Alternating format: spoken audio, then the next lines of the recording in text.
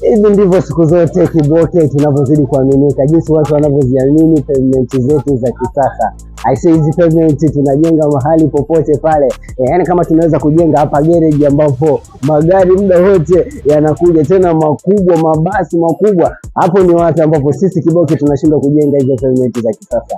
Wasiliana na sisi jamani, upate kitu kilichokuwepo bora kwenye nyumba yako. Kiboke hatubahatishi. Hii kazi tumeanza muda mrefu sana, kwa hiyo tuna experience nayo kwa muda mrefu sana.